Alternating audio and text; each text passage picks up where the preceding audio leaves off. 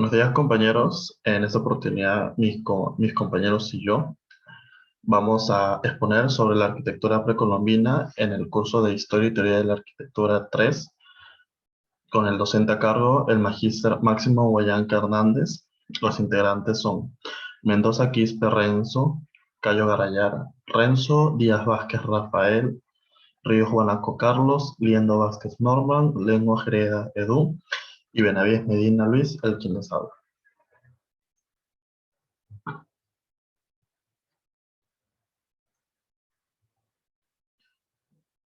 Empezaremos con una pequeña introducción de lo que es el arte precolombino. ¿A qué llamamos arte precolombino? La palabra precolombino se refiere al tiempo transcurrido en América antes de la llegada de Colón. Al hablar de objetos precolombinos nos referimos, por tanto, a todas las obras creadas por los pueblos originarios de América antes de la influencia hispana. El concepto de arte abarca también lo que es la música, la danza, la arquitectura o las pinturas rupestres y corporales. En general, por lo tanto, hablamos de arte precolombino para referirnos a creaciones excepcionales que surgieron en el seno de las principales civilizaciones del continente entre el 3000 a.C. y la invasión europea de América.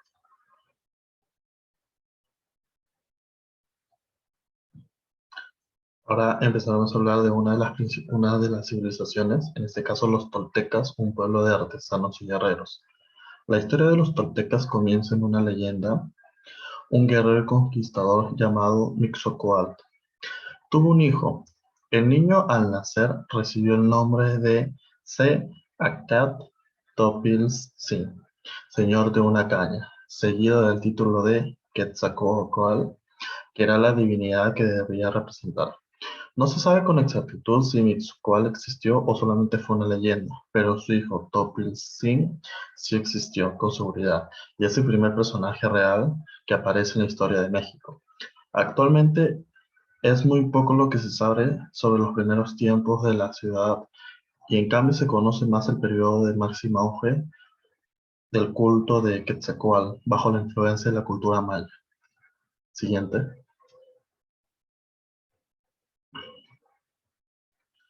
Ahora hablaremos un poco de las manifestaciones artísticas toltecas, en las cuales tenemos la escultura y la cerámica. En la escultura y el relieve están muy ligadas a la arquitectura.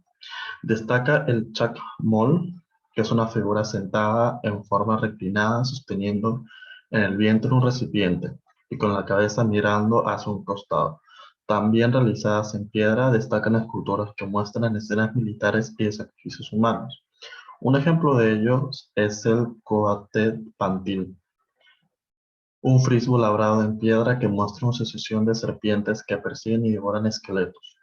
Otro elemento arquitectónico tolteca fue el Zompantli, o altar de cráneos, una plataforma baja cercana a las pirámides principales, provisto de soportes para emplear o ensartar las cabezas cercenadas de los sacrificios. El arte tolteca muestra una faceta de vigor en las formas que anuncian el predominio del guerrero sobre el sacerdote, una visión que se mantendrá a lo largo del horizonte postclásico mesoamericano.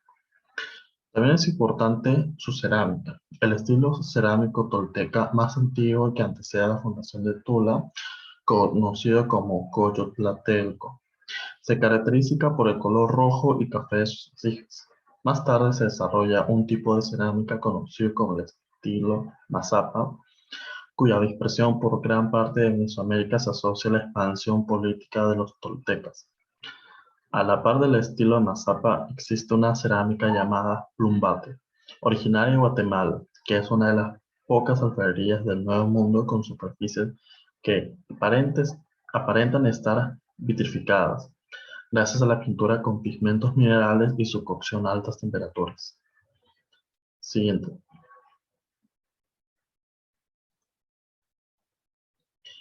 En la arquitectura introdujeron la forma característica de toda la arquitectura mexicana precolombina, la pirámide trunca.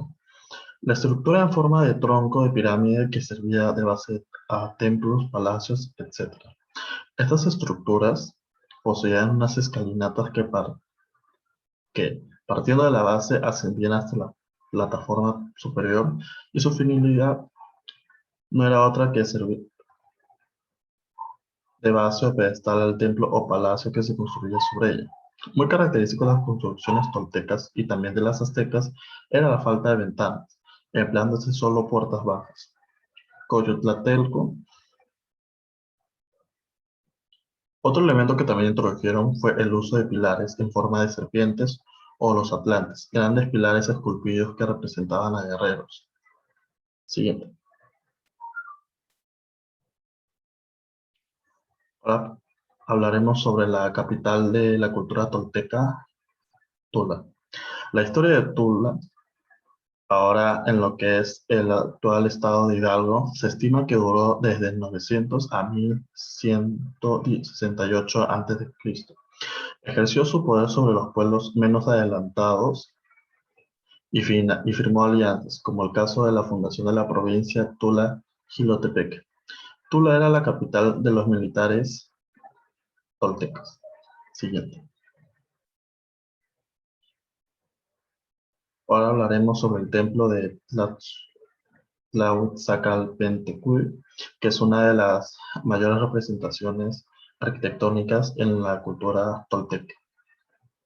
El edificio principal es llamado también como Venus, como Señora del Alba o la Estrella Matutina, que es un basamento compuesto por varios cuerpos superpuestos formados por bajos muros inclinados o taludes y altas cornisas o tableros con una decoración en relieve, a base de estuco, en la que predominan las procesiones de jaguares y coyotes en sentido opuesto, águilas comiendo corazones humanos y la efigie del hombre pájaro serpiente, es decir, el dios Quetzalcóatl. En la parte superior se levantan un templo que tenía en la fachada dos columnas con forma de serpiente, con la cabeza hacia abajo y la columna y la cola hacia arriba, que sostenían los arquitrabes. El resto del templo tenía cuatro altas pilastras, labradas con figuras de guerreros provistos de atlán o estolicas, dardos, escudos y pectorales en forma de mariposa, símbolo de la tierra y otros motivos. Ahora le doy pase a mi compañero Norman.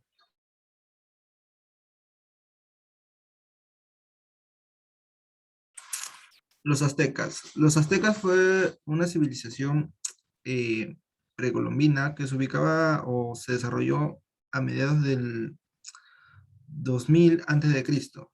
Esta cultura se desarrolló en la parte sur actual de México. Son descendientes directos de los toltecas. A su vez, estos fundan una ciudad, o su ciudad principal fue llamada Techonixtlán, en este lugar determinado. Pero ya para la llegada de los españoles a esta determinada zona, este lugar se encontraba deshabitado. No se sabe a ciencia cierta lo que tuvo que suceder para que se deshabitara este lugar, pero según la tradición cuentan que fue una de las órdenes de los dioses para que los pobladores deshabitaran este lugar.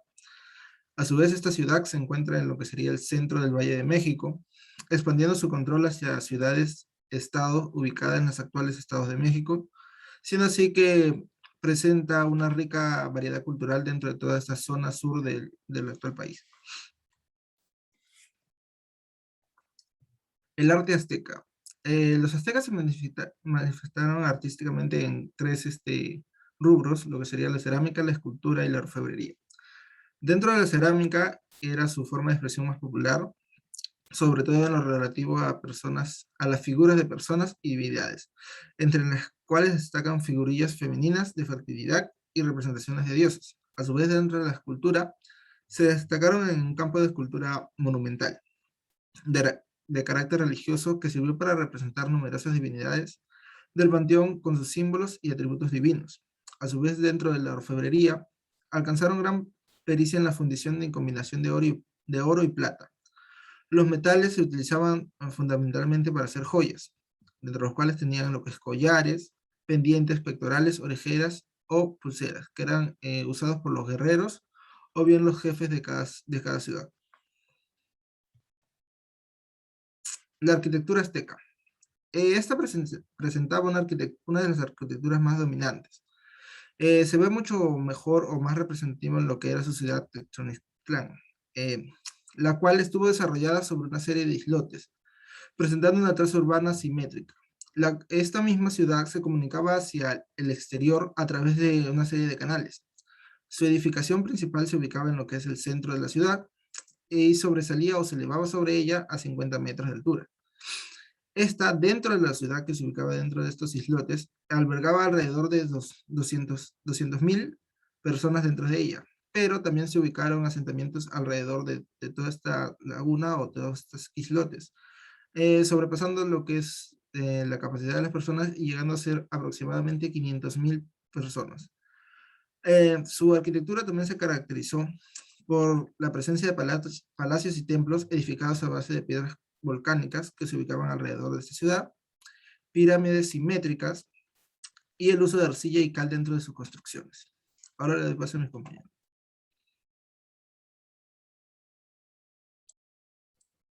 Bien, ahora nos toca hablar de lo que fueron los mayas. Esta cultura es de las culturas mesoamericanas precolombinas más importantes. Esto debido a su legado científico y astronómico, ya que, como lo podemos ver en una de sus descripciones, esta cultura se desarrolló mucho en lo que fueron las matemáticas y en la arquitectura. Aparte, esta cultura podemos decir que se desarrolló en el sur de México y en el territorio que hoy comprende lo que es Honduras y Guatemala. Es una cultura de más de 2.600 años de antigüedad y era politeísta, tenía muchos dioses. En la siguiente diapositiva podremos ver cómo era su arquitectura. Las construcciones compartían un carácter político-religioso. En las principales que podemos encontrar en la cultura maya son las pirámides, las plataformas ceremoniales mayas y lo que fueron los templos. Luego, sobre los mayas, podemos decir que también construyeron centros o casas multifamiliares y unifamiliares. Como ejemplo, tenemos los complejos residenciales de Colinch, en el cual, como se puede apreciar en las imágenes, eran construcciones hechas rudimentariamente y que servían como centro de vivienda para grupos de personas que compartían un mismo lazo sanguíneo. Dentro de otras, igual casas multifamiliares, podemos ver, como en la siguiente diapositiva, que teníamos también lo que eran las construcciones propias la siguiente de lo que eran las ruinas de Copán. En las ruinas de Copán podemos ver que se nota más lo que era la integración de la naturaleza con la propia arquitectura de lo que eran los mayas.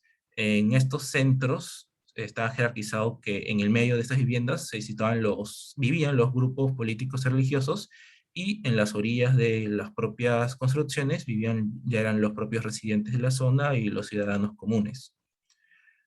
Luego, en la siguiente diapositiva, podemos ver también igual lo que eran los materiales de construcción. Acá podemos decir que toda la piedra para las estructuras mayas parecían haber sido tomadas de las canteras locales. Con frecuencia, en su mayoría, estas eran piedras calizas. Estas, al ser aplastadas, quemadas y batidas, poseían propiedades muy similares al cemento y eran usadas ampliamente tanto en los acabados como para unir las propias piedras. Luego tenemos lo que eran las construcciones más resaltantes de los mayas, en las cuales encontrábamos el Monte Albán, lo que eran las propias ruinas de Copán, y el Chichén Itzá. Y por último podemos hablar sobre lo que eran las artes de los mayas. Principalmente podemos ver lo que eran los dibujos con relieves que eran utilizados tanto en construcciones de carácter funerario como religioso.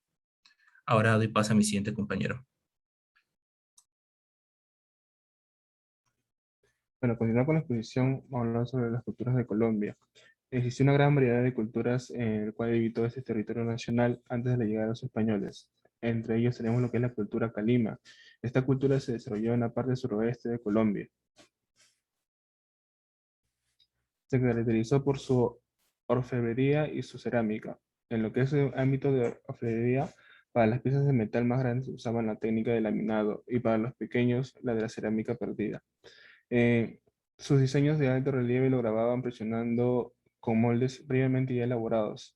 En su cerámica, la cerámica se usaba en casa, o sea, de uso doméstico, se caracterizaba por ser un color oscuro, un café o habano. Y de color religioso se usaban lo que son el rojo, el blanco, el naranja y el coral. En su diseño eran geométricos, espirales y de paneles escalonados. La cultura Quimbaya. Esta cultura se desarrolló en el curso medio del río Cauca. Sus campos de cultivos y viviendas estaban ubicados en terrazas construidas artificialmente.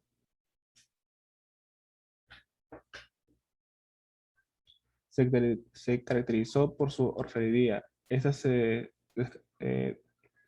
des- destacaron debido a su espléndido trabajo en oro, logrando obtener complejas aleaciones para conseguir diversas coloraciones para estas.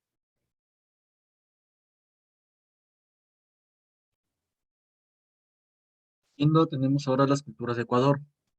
Estas se hallan en el corazón de la región donde nacieron y se desarrollaron las civilizaciones superiores megalíticas del Nuevo Mundo.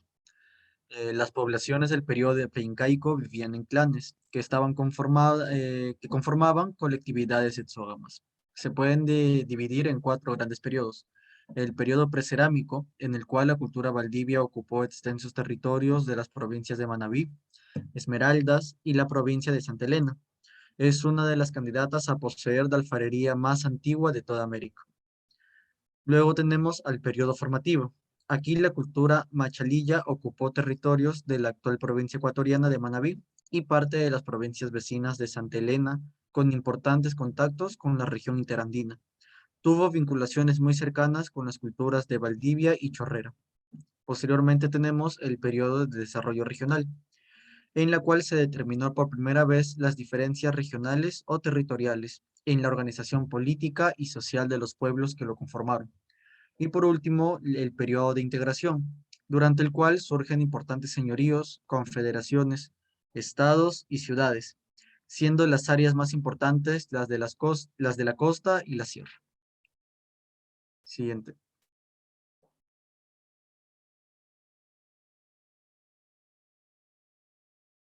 Ahora hablaremos acerca del castillo de Ingapirca, considerado uno de los mayores exponentes de la arquitectura prehispánica en Ecuador. Entre los vestigios prehispánicos más importantes se halla Ingapirca, monumento inca cuyo templo de forma elíptica no tiene comparación con ningún otro edificio prehispánico a nivel andino ni mundial. Sin ninguna discusión, es el más grande y trascendente complejo arqueológico de todo Ecuador. La fortaleza, templo o adoratorio de Ingapirca, conocido en el campo de la arqueología como Castillo de Ingapirca, hasta ahora, y pese a los estudios realizados, no se han podido establecer los motivos de su construcción, pero se deduce que estuvo destinado para ser observatorio del Sol y de la Luna, para así llevar a cabo las labores agrícolas. También como templo dedicado al culto de las divinidades principales, y otra de sus funciones sería el de fortaleza y atalaya de defensa. Siguiente. Este monumento se encuentra en el corazón de los Andes ecuatorianos, a 3.160 metros sobre el nivel del mar, en Ingapirca del Cañar, perteneciente a la provincia del mismo nombre. Del complejo arqueológico se deducen los siguientes elementos, principalmente el Templo del Sol y los aposentos interiores. También la plaza ceremonial, el área la condamine, que no es otra cosa que los aposentos externos, la bodega, algunos talleres, el lugar llamado Pilaloma o el Templo Cañari, los baños rituales y escaleras y la calle empedrada. El complejo se halla construido en una llanura fría, en el espacio comprendido por 3 ríos de caudal bajo, que se juntan en uno solo posteriormente. El castillo, que fue como lo llamaron los españoles, tiene forma elíptica con dirección occidental y está construido con piedras labradas en paralelepípedos, que tienen un ensamble perfecto, tanto así que no es posible siquiera introducir la hoja de una navaja. Sus paredes se componen de 8 y 9 filas de estas piedras y tienen una altura de entre 3,15, 3,75 y 4,10 metros. Ingapirca significa pared del Inca, cuya evocación nos habla de la grandeza y suntuosidad con que gozaba en los tiempos del incanato. Se haya dividido en 3 piezas o departamentos. Ahora le doy pase a mi siguiente compañero.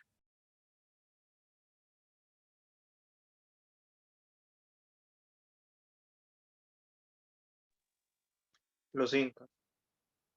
Los Incas formaron el imperio más grande y poderoso de la América precolombina, a partir del siglo XIII hasta la llegada de los colonizadores españoles en el siglo XVI. Su asentamiento de origen fue actual en la región del Cusco, en Perú. Habitaron también parte de los actuales territorios como Colombia, Ecuador, Bolivia, Chile y Argentina. El Imperio Inca comenzó su expansión en 1438 después de Cristo y fue continuada por los emperadores sucesores hasta el año de 1525. El primer gobernante fue Manco Cápac, que organizó las leyes básicas del pueblo inca e impuso castigos severos, y el primer emperador inca fue Pachacútec, quien organizó el estado y mandó construir importantes ciudades como la de Machu Picchu. También el gobernante, denominado el Inca, era considerado descendiente directo del dios del sol. La mayor parte del pueblo estaba conformada por grupos de familias denominadas Ayllu. Siguiente. El arte incaico. En cuanto al arte, la pintura inca se podía apreciar en murales, mantos o diseños geométricos que adornaban la cerámica. Las plumas de las aves se utilizaban para adornar abanicos, camisas y otras prendas de vestir. Su manejo de los metales como el cobre, el bronce, el platino y el hierro fue difundido a todas las poblaciones conquistadas por los incas. Además, se ha encontrado evidencia de la creación de instrumentos musicales de viento y percusión. Dentro de este arte incaico podemos encontrar lo que es la alfarería, el arte y la textilería. En la alfarería se puede distinguir dos tipos de alfarería, la utilitaria y la ceremonial. La cerámica ceremonial era enterrada con los difuntos, llenos de alimentos o bebidas que servían a los muertos en su camino hacia el otro mundo. Cuando llegaron los españoles, la alfarería inca perdió su función mágica y ceremonial y se volvió utilitaria. En la pintura, el arte. La pintura como expresión estético se manifestó en murales y mantos. Y por último, la textilería. Los incas conocieron los telares verticales y horizontales con los que crearon varios tejidos de lana y algodón y como una forma de escritura. Se representaban escenas de la vida cotidiana. Siguiente. Arquitectura incaica. Se denomina arquitectura inca al estilo arquitectónico que estuvo vigente durante el Imperio Inca, especialmente a partir del gobierno de Pachacútec Inca Yupanqui hasta la conquista española. La arquitectura desarrollada en el Incario se caracteriza por la sencillez de sus formas, su solidez, su simetría y por buscar que sus construcciones armonicen con el paisaje. El principal material utilizado fue la piedra. En las construcciones más simples era colocada sin tallar, y no era así en las más complejas e importantes. Los constructores incas desarrollaron técnicas para levantar muros enormes, verdaderos mosaicos formados por bloques de piedra tallada que encajaban perfectamente, sin que entre ellos pudiera pasar ni un alfiler. Muchas veces esos bloques eran tan grandes que resultaba difícil imaginar su colocación. Se sabe que los mejores talladores de piedra eran collas, provenientes del altiplano y que muchos de ellos fueron llevados al Cusco para servir al Estado. Entre sus características podemos encontrar la sencillez, la solidez y materialidad, la simetría y la monumentalidad. En la sencillez, las construcciones incas carecen de adornos o decoraciones complicadas. En la solidez y materialidad, emplearon la piedra en grandes bloques sin mucha necesidad de utilizar argamasa. Las piedras eran gigantes, eran usadas de tal manera que encajaban una con otra. En la simetría, las partes de sus construcciones eran iguales a partir de su eje. En planta la simetría es difícil de apreciar ya que los espacios están superpuestos, aunque suelen converger en un ápice o en algunos casos en una sala principal. Y por último, la monumentalidad. Por sus grandes proporciones, las piedras que eran muy grandes ayudaban a las construcciones que fueran también grandes. Por otro lado, también tenían una adaptación a la topografía y accidentes geográficos de la zona. Les paso con mi compañero. Bien, dentro de las formas arquitectónicas incas encontramos como la unidad de conformación más común a la cancha, que es, bueno, esta unidad de conformación que se utilizó tanto en viviendas como en palacios y templos. Después encontramos al Cayanca, que debido a sus grandes dimensiones, servía como recinto de grandes actividades ceremoniales, así como también era hospedaje de administradores y personas cercanas al estado inca. El Ushnu, que es una plataforma piramidal que servía de tribuna principal, desde donde el Inca o su representante inmediato dirigía los actos ceremoniales. En esta imagen podemos ver cómo estos tres elementos, formas arquitectónicas incas, ya integran una forma urbana más grande. También se encuentra el tambo, que es un hospedaje de carácter público, que además contaba con depósitos para administrar o suministrar recursos a los caminantes, viajeros o comerciantes que se trasladaban por todo el imperio inca. En la siguiente diapositiva, ya dentro de la morfología de las edificaciones, encontramos los muros que, bueno, eran conformados por piedras con una ligera inclinación que lo hacía antisísmico. Entre ellas encontramos tipos, uno de carácter imperial y, bueno, con bloques de piedra rectangulares ensamblados casi a la perfección, y otro de menor rango que, bueno, se encontraba sobre todo en las viviendas, en donde se observan rocas más pequeñas que se apilan desde una base más ancha hasta eh, una altura más angosta. En la siguiente diapositiva, dentro de la arquitectura de élite encontramos a Machu Picchu, que es la obra más representativa, y que está ubicada estratégicamente sobre el valle del río Uruguay. Este concentró tanto el uso agrícola como urbano, en donde se relacionó el relieve del paisaje con los espacios, organizando cada uno de ellos a partir de canchas que, como se mencionó al principio, eran la unidad básica urbana de este imperio. En la primera imagen de este mapa encontramos cómo se dividió en dos sectores toda esta ciudadela, en el sector urbano y el sector agrícola.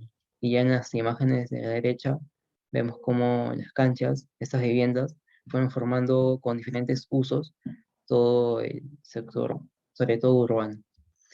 Eso es todo. Muchas gracias.